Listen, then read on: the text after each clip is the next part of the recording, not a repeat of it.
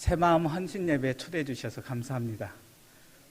여러분들을 보니까 은혜 충만, 사랑 충만, 능력이 충만한 것 같아요. 믿습니까? 네. 좋으신 목사님들을 통해서 아마 여러분들 많은 말씀을 듣고 또 영적으로 풍성함을 누리고 있어서 얼굴이 참 다 밝고 다 미남, 미녀, 선남, 선녀 같습니다. 아니 같습니다가 아니고 깁니다.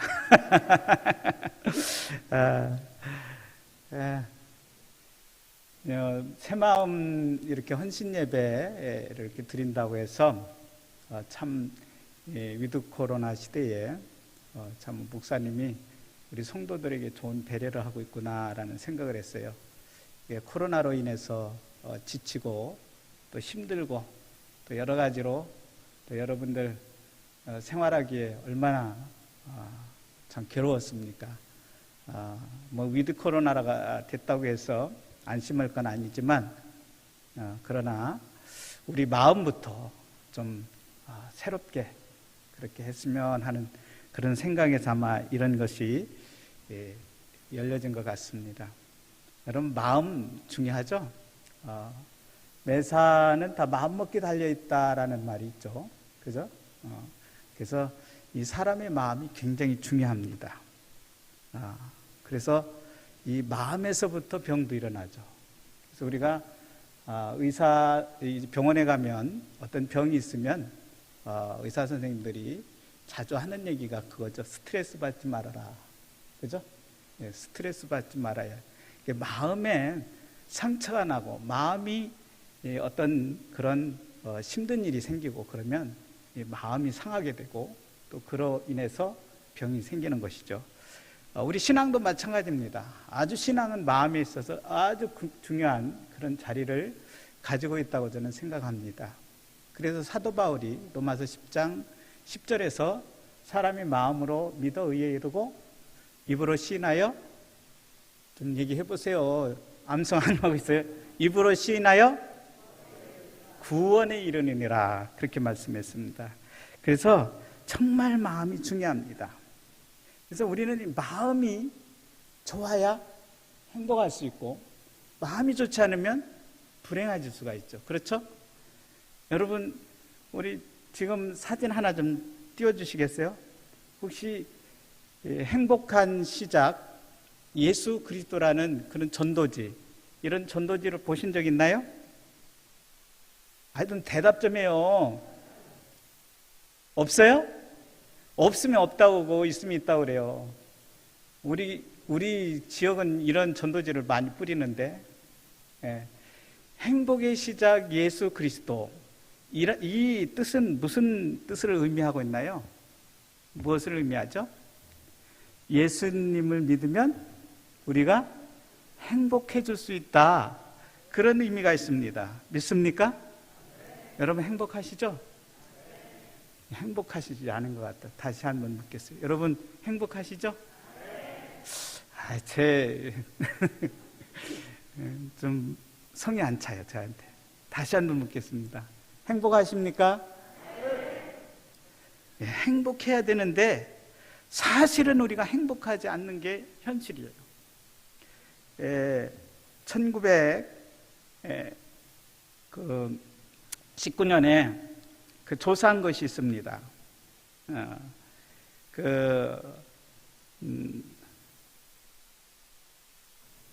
제가 조사한 걸 가지고 왔는데 이제 1919년도 그 시장조사 전문업체인 엠브레인 트렌드 모니터가 발표한 현대인의 정신건강 의식조사에 따르면 우리나라 사람들 10명 중에 7명이 또 여기 한번 그 통계 자료표를 한번 띄워주시기 바랍니다. 거기 보면은 자신이 불행하다고 생각하는 사람들이 10명 중에 7명꼴로 지금 나타나고 있습니다. 그러니까 이제 우리나라 사람들이 70%, 지금 76.4%죠. 76.4%가 나는 불행하다라고 생각한다는 것입니다. 왜 불행하냐? 그 원인을 경제적 문제와 그리고 자신의 능력 부족과 주변인의 관계 단절을 불행한 이유로 꼽았습니다. 사람들은 자기가 물질적으로 어려움을 겪고 있다고 다 그렇게 생각하고 살아갑니다. 즉 가난하다고 생각합니다. 저는 여기 당진에서 가까운 태안에서 태어났습니다. 여러분 신두리라고 아시는지 모르겠어요. 신두리 사고하면 알 거예요. 아주 깡촌에서 7남매 중에 가운데로 태어났어요. 이게 제가 61년도에 태어났는데 이게 농촌은 그 당시에도 가난했어요. 그러니까 형제가 많으니까 우리가 저에게 오는 혜택이 너무도 적었어요. 여러분 옛날에는 옷을 어떻게 했죠? 물려받았잖아요. 그러면 제 위로 형님이 둘이고 누님이 한 분이셔요. 또 아래로 남동생이 둘이 하다가 여동생이 하나입니다. 근데 옷을 입으면 옷을 이렇게 차례로 오다가 저 있는 데쯤이면 어떻게 될까요? 좀 대답 좀 해보세요. 헤어지죠? 그 꼬매 입기도 하고 그 꼬매 입을 수도 없는 지경이 되는 거예요. 그러니까 얼마나 가난했던 것을 우리가 잘 알고 있습니다. 그래서 저는 우리 집이 너무도 가난했기 때문에 학교를 FM 장학금을 받으면서 중학교 때까지 다녔어요. 저 공부 잘했죠? FM 장학금을 받았다니까요. 여러분 FM 장학금이 뭔지 아세요? Father, Mother. 엄마 아빠 장학금을 받고 중학교까지 다녔다는 것입니다. 그리고 이후로는 제가 이렇게 독학을 하고 또 고학을 하고 그러면서 공부를 했습니다. 사실 중학교 졸업하고 17살 때 저는 우리 아버님과 많이 싸웠어요. 왜냐하면 공부하고 싶어서. 그래서 우리 아버지께 몹쓸 얘기도 했던 것 같아요. 아버지, 왜 공부를 안 시키려면 저를 낳으셨어요? 그랬던 것 같아요. 나중에 예수님을 믿고 회개하고 또 우리 아버님을 전도해서 구원해 하셔서 지금은 우리 아버님이 천국에 가 계십니다. 얼마나 자랑스러운지 모릅니다. 근데 그때는 아직 저도 예수 그리스도를 알지 못하는 그러한 때였고 그래서 저희 집이 너무 싫었어요. 그리고 저에 대해서 철학적 질문을 하기 시작했습니다. 나는 누구인가? 나는 왜 태어났는가? 내가 무엇을 해야 되는가? 그런 질문이 오면서 인생의 좌절감을 느꼈어요. 그러던 어느 날 옆집에 있던 형님께서 수요일 날 오늘 같은 저녁이었어요. 집에 돌아왔는데 야 교회 가자 그러는 거예요. 그래서 형님 싫어요 저 안 가요. 근데 이제 그날 또 낮에 우리 아버님과 저의 장래 문제를 가지고 제가 막 달달 볶은 날이에요. 너무 힘들어서 그래서 태안읍내 가서 그 태안읍내를 이렇게 배회하고 다녔어요. 그러다 저녁 늦게 이제 집에 돌아왔는데 집에 가자니 가기 싫고 그래서 어디 뾰족히 갈 데는 없고 그래서 할 수 없이 그 형님을 불러서 같이 가기로 했습니다. 그게 바로 지금 이제 신두리교회라는 교회입니다. 그 당시 1월 달에 아마 뭐 언제 개척했는지 산 밑에 초막으로 되어 있었어요. 들어가니까 그 전구불 하나에다가 앞에 강대상이라는 게 있는데 거기에 시커먼 보자기로 이렇게 둘러서 십자가 빨갛게 그려놓고 그런 교회였어요. 가니까 한 4-5명이 기도하고 있었어요. 시간이 되자 젊은 그런 이제 전도사님께서 나오셔서 설교를 하시기 시작했습니다. 지금 제가 어떤 말을 했는지 무슨 얘기를 했는지는 모르지만 제 기억에 그때 그 말씀을 들으면서 야 저분이 어떻게 나에 대해서 저렇게 잘할까? 우리 집을 어떻게 저렇게 소상하게 잘할까? 그런 생각이 콱 드는 거예요. 여기에 무엇인가 있나 보다. 그리고 그 뒤로부터 수요일마다 빠짐없이 열심히 교회를 다녔습니다. 그랬더니 그 전도사님이 얼마 후에 주일날도 나오세요? 주일날도 있어요? 그래서 또 주일날 열심히 다녔어요. 그랬더니 17살 먹은 어린 아이에게 주일학교 반사를 하래요. 뭘 안다고 주일학교 반사를 해요? 그래서 했죠. 했더니 저하고 나이 차이 안 나는 우리 동생들, 동네 동생들한테 선생님 소리 들으니까 그렇게 좋더라고요. 여러분 17살 때 선생님 소리 들어봤어요? 있는 분도 있을 거예요. 옛날에는 그랬으니까요. 그래서 열심히 교회를 다니지만 제 마음은 항상 공부에 대한 욕심이 있었기 때문에 그게 만족감이 없는 거예요. 그래서 저는 공부를 해야 된다는 명제가 분명했습니다. 왜 그러냐면 공부를 해야 돈도 벌 수 있고 돈을 벌어야 내가 행복하게 살아갈 수 있다는 그런 확신이 내 나름대로 있었기 때문이에요. 그래서 제가 무작정 서울에 상경했습니다. 어린 나이에. 그래서 거기서 돈을 벌겠다고 제일 먼저 간 곳이 제가 기억하기로는 동대문구 전농동에 어느 간에 쓰고 하는 집이었어요.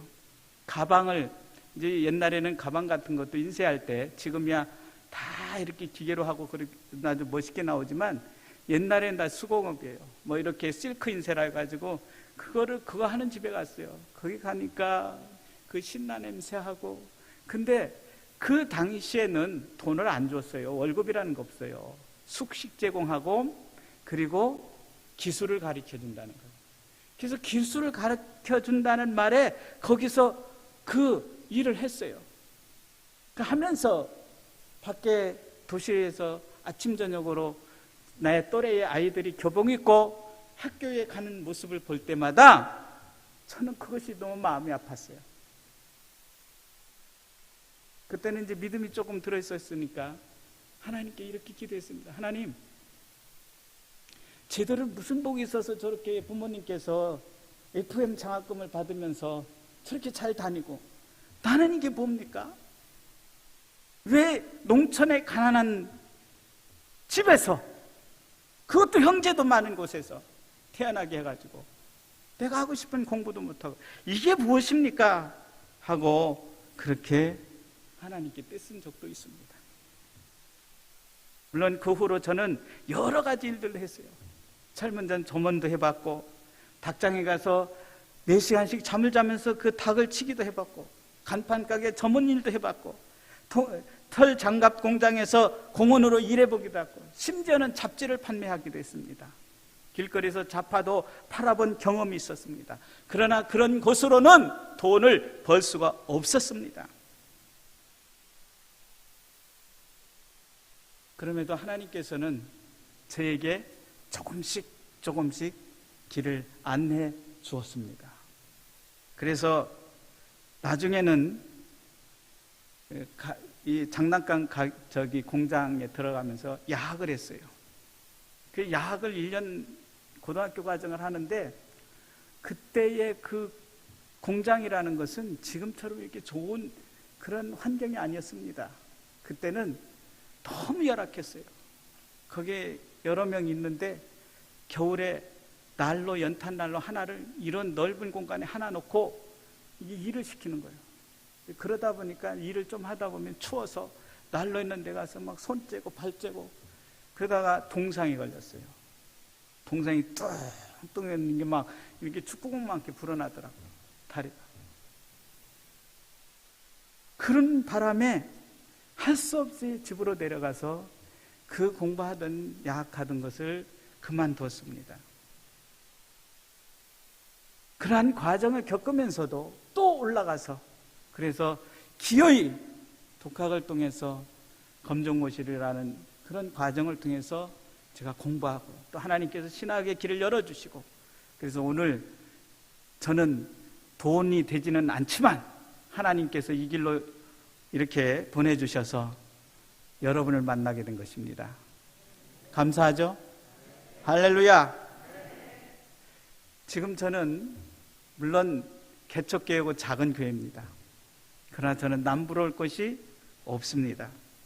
제 어린 시절 초가집에서 살면서 그 등잔으로 인해서 코가 시커멓게 굴뚝이 되던 그 시절에 비하면 지금 우리는 너무도 좋은 시설에서 좋은 환경에서 살고 있습니다. 뭐 큰 교회에 비해서 우리가 초라하고 그런 것 같지만 있을 건 다 있습니다. 그죠? 저 자동차도 있어요. 우리 집에 TV도 있어요. 전화기도 있어요. 옛날에 어렸을 때 차 한 대만 있어도 행복할 것 같았어요. 그 시절에 비하면 우리 모두는 부자입니다. 믿습니까?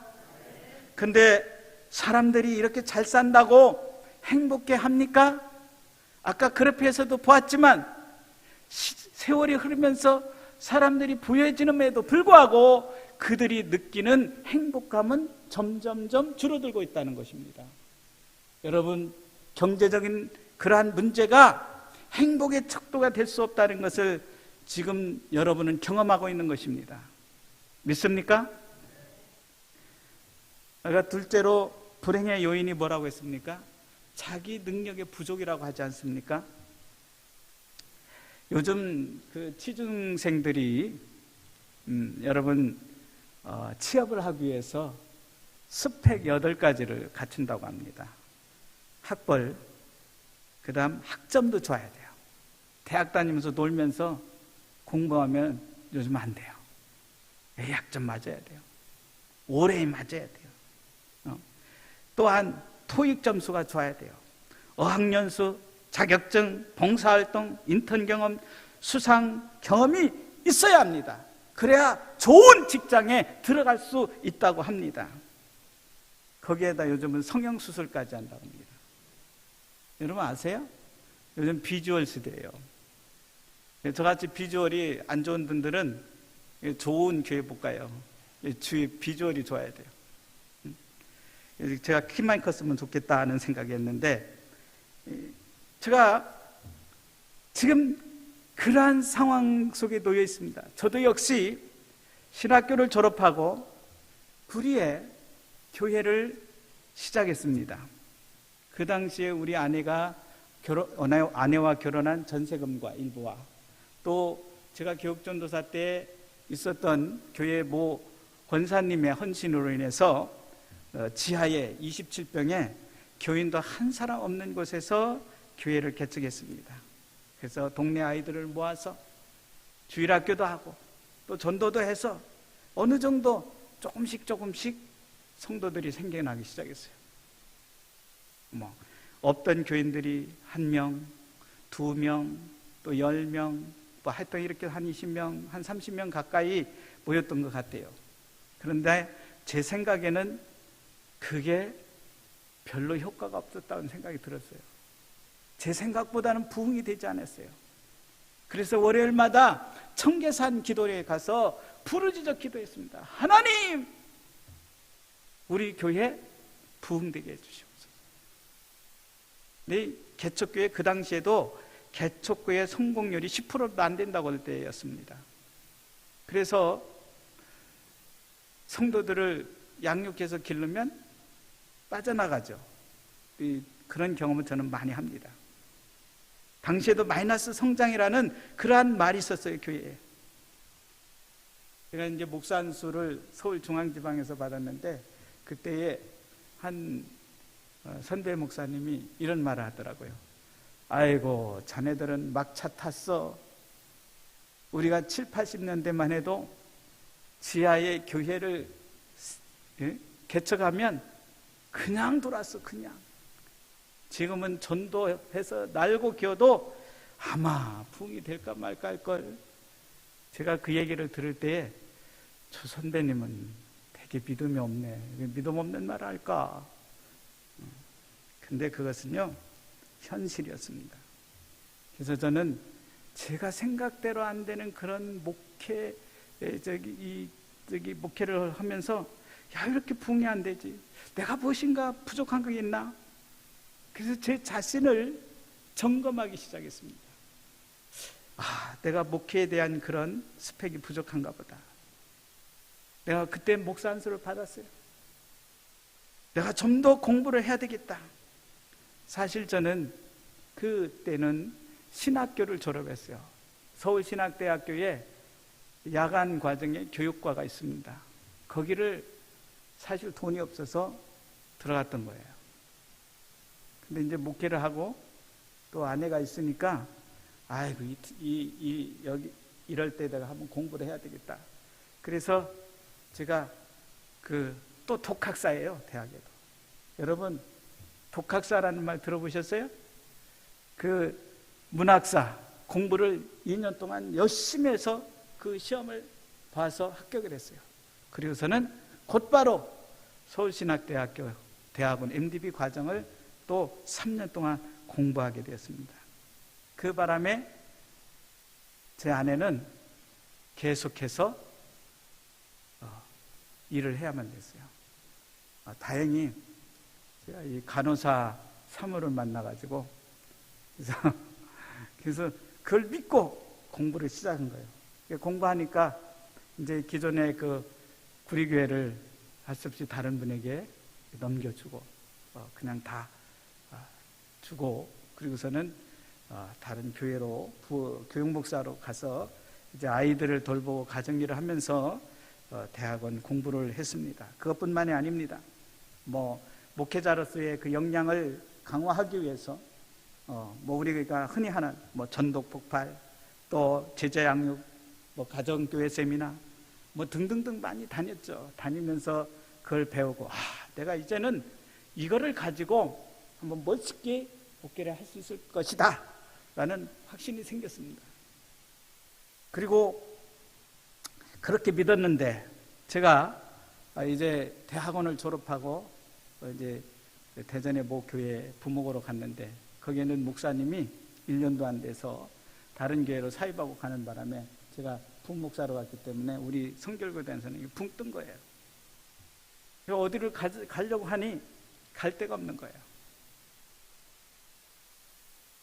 저는 많이는 이력서는 안 냈어요. 딱 3가운데만 내봤는데 우리 성도들이 제가 말씀을 전할 때는 잘 듣더라고요. 마치 청빙할 것 같은 그런 교회도 있더라고요. 결국은 안 되고, 그래서 이제 그런 중에 기도하면서 하나님, 제가 어떻게 해야 되겠습니까? 할 때에 이쪽 지방의 동기 목사가 한 분 계셨는데 그분이 그러는 거예요. 여기 와서 한번 개척해봐. 난 싫어. 개척교회 한번 해본 사람이 개척한다는 것은 이건 불구덩으로 들어가는 거예요. 근데 기도를 하면 하나님께서는 개척하라는 거예요. 그 이유를 알 수 없어요. 근데 그쪽으로 몰아가는 거예요. 참 신기합니다. 어쩔 수가 없는 거예요. 그래서 정말 13년 전에 개척교회 성공 생존율이 1%도 안 된다는 그런 시점에 저는 개척을 하게 되었습니다. 여러분, 개척교회 목사는 개척교회는 목사들의 무덤이라고 말합니다. 제가 그 무덤으로 들어갔어요. 지금도 그 무덤에서 헤어나지 못하고 있습니다. 그러나 저는 부활을 확신하고 있습니다. 왜 아멘이 그렇게 적어요? 여러분, 부활하고 싶지 않습니까? 우리는 부활의 소망이 있는 거예요. 여러분, 개척이 얼마나 어려운지 여러분 모르시죠? 제가 언젠가 이 작은 교회 존립의 위기라는 아티클이 있길래 전 그걸 유심히 보았어요.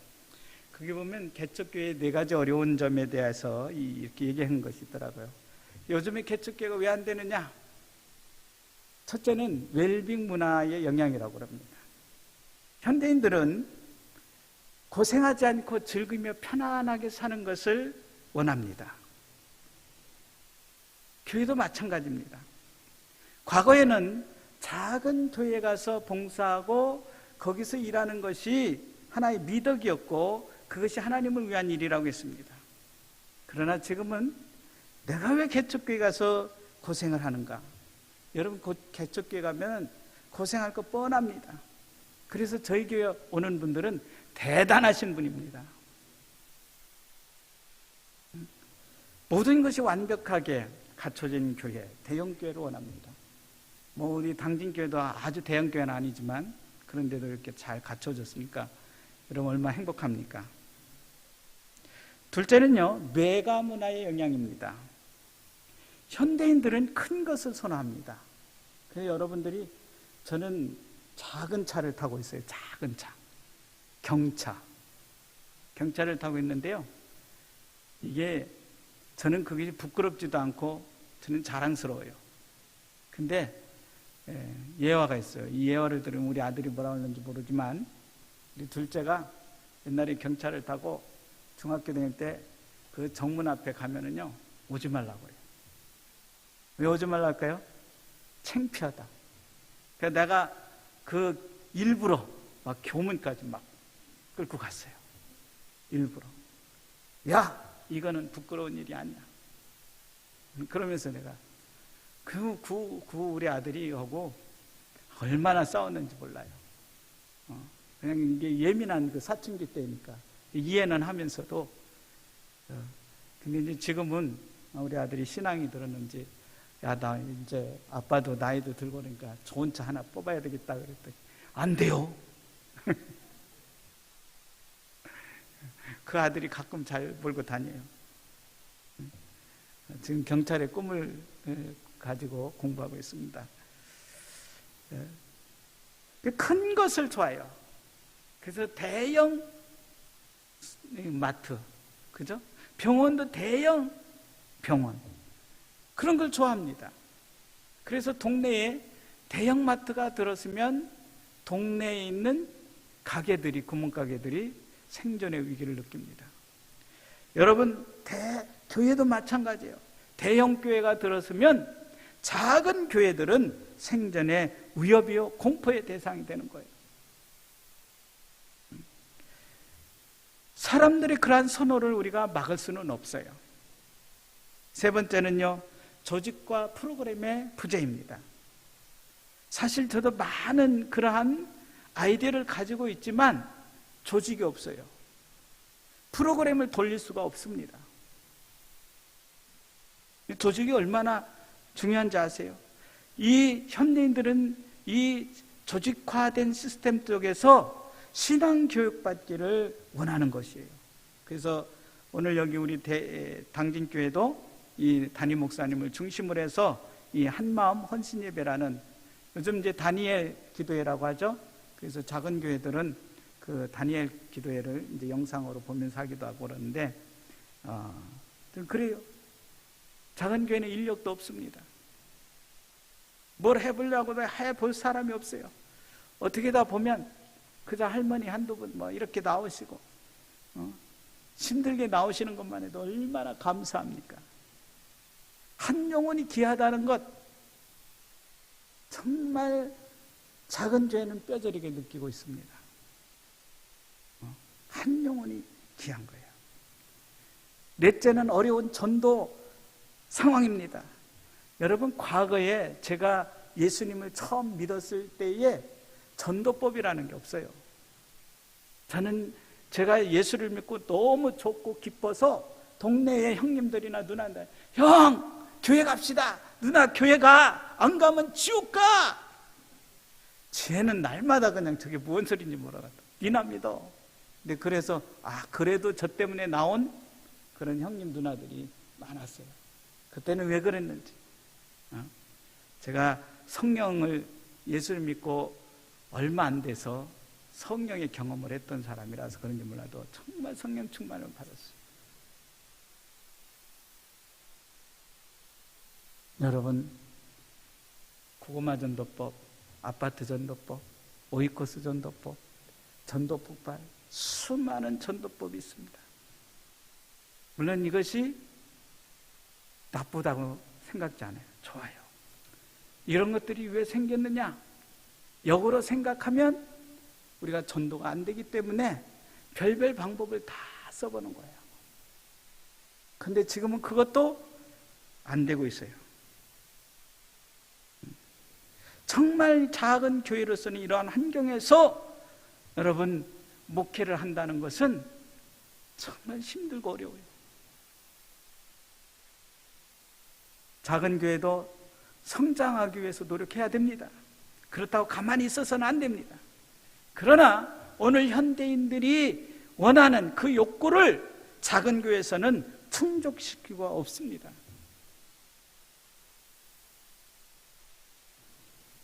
그래서 제가 그런 생각했어요.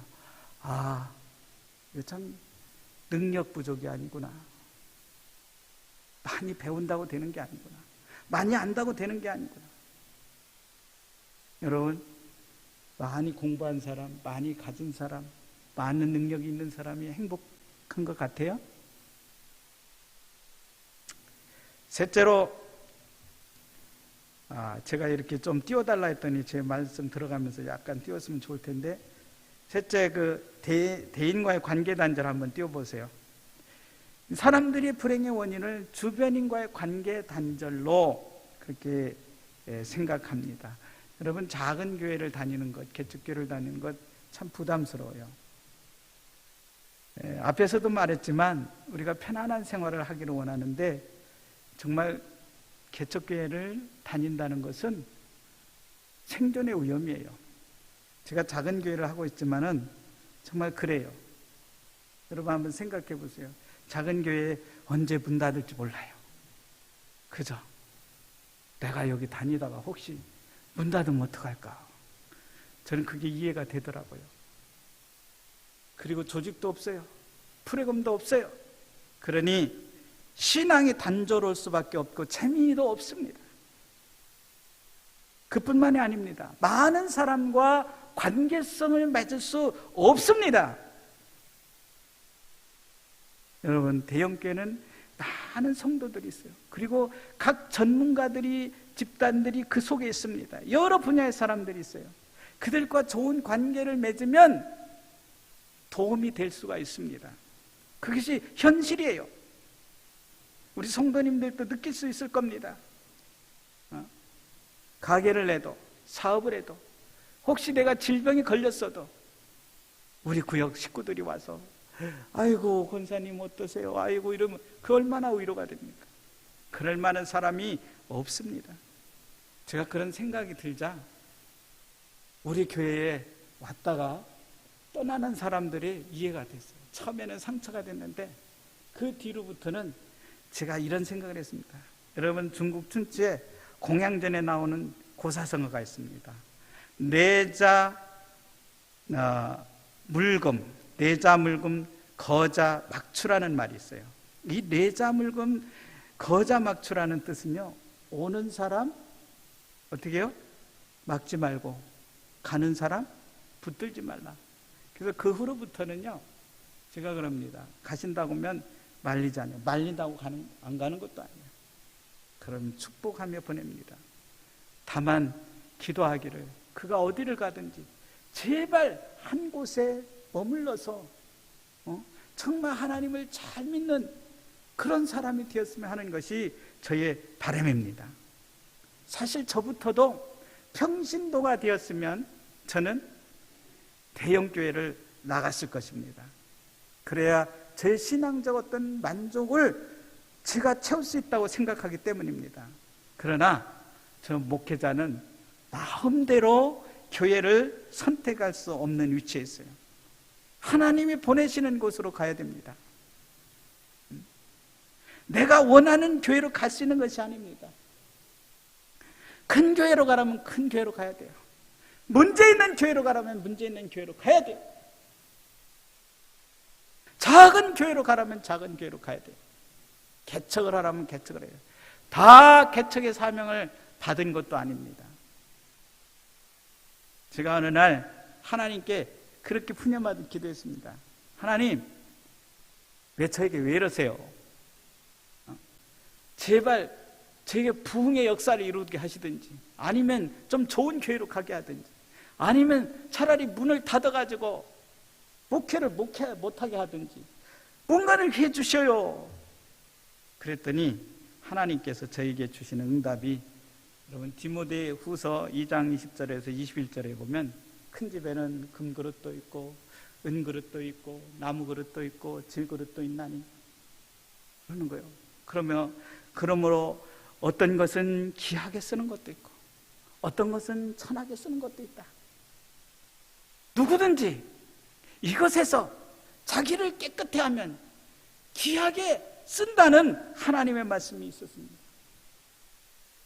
여러분, 귀하게 쓴다는 말은 귀하게 크게 쓰는 게 아닌가? 아니요. 귀하다는 말은 크고 적고가 아니에요. 하나님의 나름대로 쓰시고자. 여러분 집에 많은 그릇들이 있잖아요. 여러분 금으로 된 그릇을 사용하나요? 어디다 둬요? 꼭꼭 감춰두죠. 아이, 그거 도둑 맞으면 어떻게 해. 그럼 여러분이 자주 쓰는 게 뭐예요? 그냥 밥그릇, 국그릇 맨날 애들은 떨거덕 하면서 써요. 하나님, 그래요. 제가 질그릇이면 어떻겠습니까? 제가 작은 교회 목회면 어떻습니까?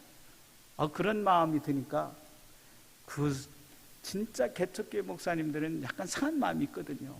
솔직히 말해서 그 마음이 싹 사라지며 제가 정말 만족해하며 하나님께 감사가 나오더라고요. 저 요즘 감사해요. 우리 집사람도 그거 알아요.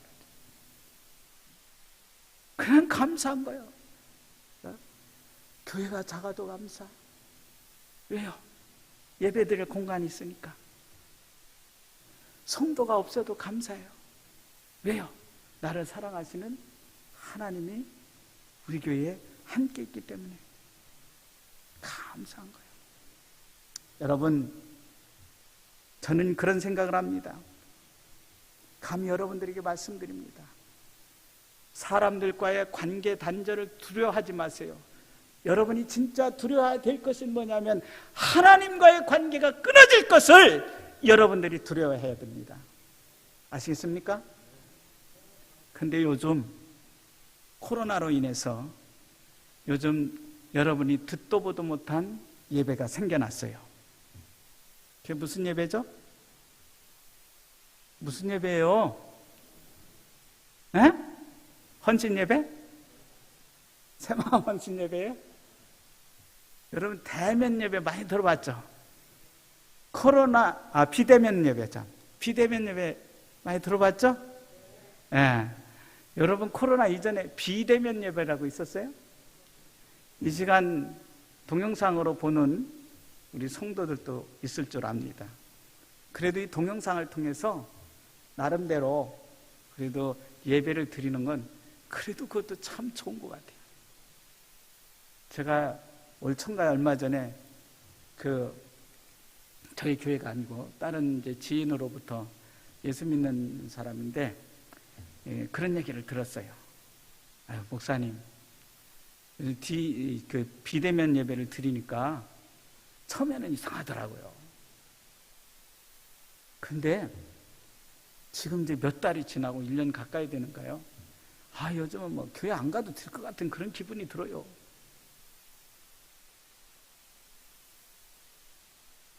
여러분, 그런 생각을 가지고 있는 분이 있습니까? 여러분, 하나님께서 마지막 때에 모이기를 힘쓰라고 그러지 않았습니까? 모여야 돼요.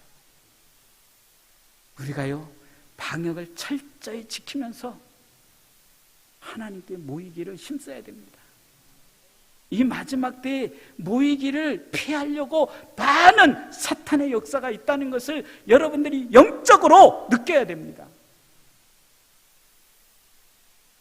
이럴 때일수록 마스크를 쓰고 방역을 철저히 지키면서 하나님 앞에 나와서 우리가 기도해야 될 줄 믿으시기 바랍니다. 예수님과의 단절을 두려워야 되는 그런 시국입니다. 여러분, 사랑하는 성도 여러분, 이런 사진 하나 띄워주시기 바랍니다. 주 예수 그리스도. 정말 행복합니까? 좀 오랫동안 띄워주세요. 예? 여러분, 제가 볼 때요, 제 경험으로 볼 때 예수를 믿어도 어떤 분들은 행복하지 않은 분들이 있더라고요. 왜 그럴까? 여러분, 제가 주라는 것에 이 가로를 해놨죠? 분명히 예수님을 믿어요. 여러분, 저거 보면은 뭐가 더 두드러지게 선명하게 보입니까? 예수님이 잘 보여요? 잘 안 보이죠. 솔직하게 얘기하죠. 오랫동안 교회를 다녀도 행복하지 않는 사람들이 있어요. 왜 그런가 했더니 주 예수 그리스도를 믿고 있더라고요. 여러분, 잘 들어보세요. 여러분, 아산에 주 삼성전자가 있습니다. 주 현대 자동차가 있습니다. 주 현대화학 이런 거 있죠? 주 롯데 쇼핑. 여러분, 여기는 왜 다닙니까? 왜 다니죠? 돈을 벌려고, 내 이익을 추구하기 위해서. 현대인들, 신앙인들 중에도 교회를 다닌 것을 마치 투자처럼 생각하는 것이에요. 그 투자가 잘 되면 기뻐하고, 투자가 잘못되면 불행해지는 거죠. 그죠? 예수를 믿어서 내가 재물적으로 하나님의 은혜로 재물을 많이 얻게 되면은 하나님께 감사하지만, 내가 예수를 믿는데도 불구하고 내가 내 회사가 잘못되고 내가 빚을 내서 그 가게를 냈던 것이 파산되고 잘 다녔던 그러한 직장에서 퇴출되면 우리는 원망하지 않습니까? 하나님을? 그리고 하나님을 떠나는 사람들도 있어. 심지어는 그런 사람들은 주 예수 그리스도를 믿는 것이 아니라 주 예수 그리스도의 주식회사라는 그 그룹을 다니고 있는 거예요. 손해가 되면 떠나는 것이죠. 내게 이익이 안 되면 박차버리고 나가는 겁니다. 그게 무슨 성도입니까? 당진교회 성도 여러분은 그러지 않으리라 믿습니다. 아멘. 크게 하세요. 혹시 상처받고 떠나려고 하는 사람들이 있나? 왜 그래요? 한 교회에서 오래 죽으나 사나 믿음 생활해야 됩니다. 또 하나 띄워주시기 바랍니다. 똑같은 그림인데, 자, 여기는 누가 선명하게 보이십니까? 주 예수 그리스도가 선명해 보입니다. 그 뒤에 있는 것들은 있어도 그만, 없어도 그만이에요. 예수를 믿는다는 것은 내 전생애를 하나님 앞에 맡기는 삶입니다. 믿습니까? 여러분의 삶도, 여러분의 사업도, 여러분의 그러한 건강도, 가정도, 모든 것을, 심지어 목회자는 목회도 하나님 앞에 맡겨야 되는 줄 믿으시기 바랍니다. 그럴 때에 참 평안이 오는 거예요. 진정한 평안이 그때 오는 것입니다. 그것을 경험하지 못한 사람들은 그것을 몰라요. 여러분, 행복은 세상의 조건에 있는 것이 아닙니다. 나를 창조하시고 나를 구원하시고 나의 모든 것을 아시는 하나님, 우리 주 그리스도가 내 마음의 진정한 주인이 되셨을 때에, 그때서 우리는 진정한 행복을 느낍니다. 하박국 선지자가 고백했던 것처럼, 비록 무화과 나무가 무성하지 못하고 포도나무에 열매가 없으며 감람나무에 소출이 없으며 밭에 먹을 것이 없으며 우리의 양이 없으며 외양간에 소가 없을지라도 나는 여호와로 말미암아 나의 구원의 하나님으로 말미암아 내가 기뻐하리로다.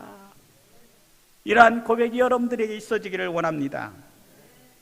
여러분, 제주에 아주 작은 교회가 있다고 합니다. 순례자의 교회입니다. 한 2평 정도 남짓 조금 더 큰 그런 교회인데 한 5, 6명의 성도가 모일 수 있는 공간이랍니다. 근데 그 교회 담임 목사 김태현 목사님은 자기 교회를 소개할 때에 삼다산무라고 소개한답니다. 제주도에는 삼다산무가 있잖아요. 근데 그 교회도 삼다산무가 있다는 거예요. 산무는 뭐냐? 정기적인 예배가 없다는 거예요. 그리고 프로그램이 없다는 겁니다. 그리고 등록된 성도가 없다는 거예요. 순례자들이 와서 결혼식도 하고 뭐 하는데, 그런데 삼다가 있다는 거예요. 그게 무엇인가 하고 봤더니 성부, 성자, 성령이 이곳에 계십니다. 여러분, 이곳에 성부, 성자, 성령님이 계시는 줄 믿으시기 바랍니다. 여러분, 하나님의 음성을 들으시기 바랍니다. 하나님의 음성을 들어야 돼요. 어느 날은 기도 중에 제가 마음이 상해 있어서 기도하면 그런 하나님의 음성이 들리는 것 같아요. 종아, 나 하나로 만족하면 안 되겠니? 그런 음성이 들리는 것 같을 때가 있었어요.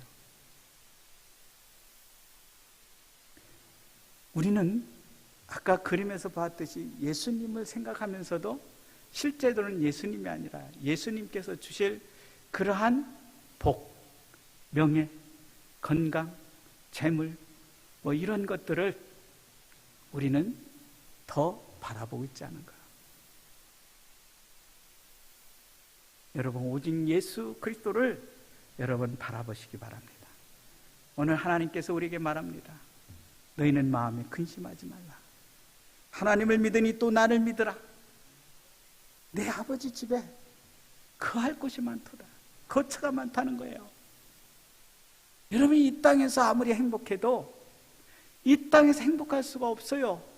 완전한 행복이 없어요. 그래서 예수님은 우리의 영원한 행복을 위해서 지금 그 거처를 준비하시고 계신 줄 믿으시기 바랍니다. 그래서 그 거처를 내가 예비하면, 너희를 위해서 예비한다. 예비하면 다시 내가 와서 너희를 내게로 영접하여 나 있는 곳에 너희도 있게 하리라. 함께 하겠다는 거예요. 여러분, 이 땅에서도 우리가 행복을 누려야 되지만 정말 우리가 예수님이 오실 때에, 그때에 여러분 한 사람도 낙오되지 않기를 바랍니다.